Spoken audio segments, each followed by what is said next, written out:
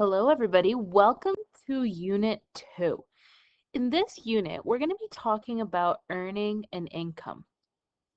So, the first lesson is actually going to talk about how we can earn an income. So, methods of earning an income. We first have an hourly wage. This is usually the most common way that people are paid, and your first job will most likely be an hourly wage job. This is a set amount that you are paid per hour. Okay. So this could include jobs like babysitting, construction worker, dental assistant, customer service representatives, bus drivers, maintenance workers, etc. We always want to look at the pros and cons because as you get older and you begin to choose a career, you may want to, a deciding factor would be how you are getting paid. So the pros of hourly wage is that you'll be able to get overtime, guaranteed money for every hour that is worked, and that's about it. The cons are that if there are you're not needed at work or that there's cutbacks, then you're going to get a smaller paycheck because you won't get as many hours. The next method is a salary.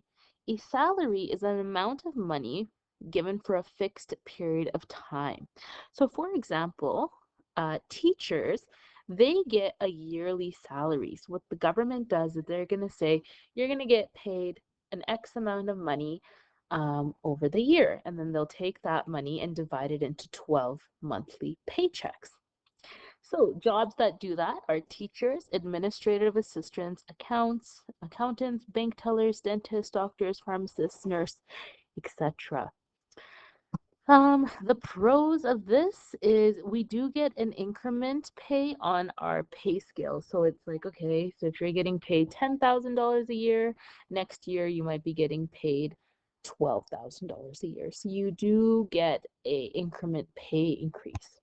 The cons is there is no overtime. And as you know, a lot of jobs require extra time. So, for example, as a teacher, if I'm marking things at home, that would be considered a form of overtime. However, I would not get paid. I would just get my monthly paycheck. Okay, calculating pay. So, pay is equal to the pay rate times by the hours worked. Example 1.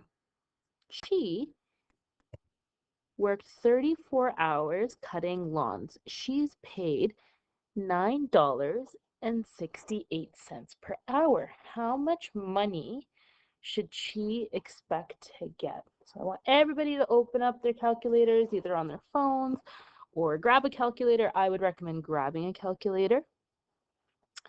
So we're going to say pay is equal to pay rate. Just going to zoom in a bit. Multiplied by time worked. Okay, awesome. So the pay rate that is $9.68 per hour, and then the time worked is 34 hours. So we're gonna go 968 multiplied by 34. Okay, grab those calculators. 968 times by 34. I get $329.12. It's really important to note that money is always rounded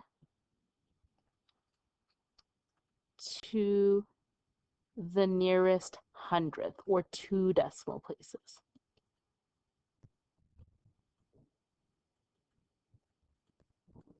Okay, so 2 decimals. Okay, and that would be my final answer.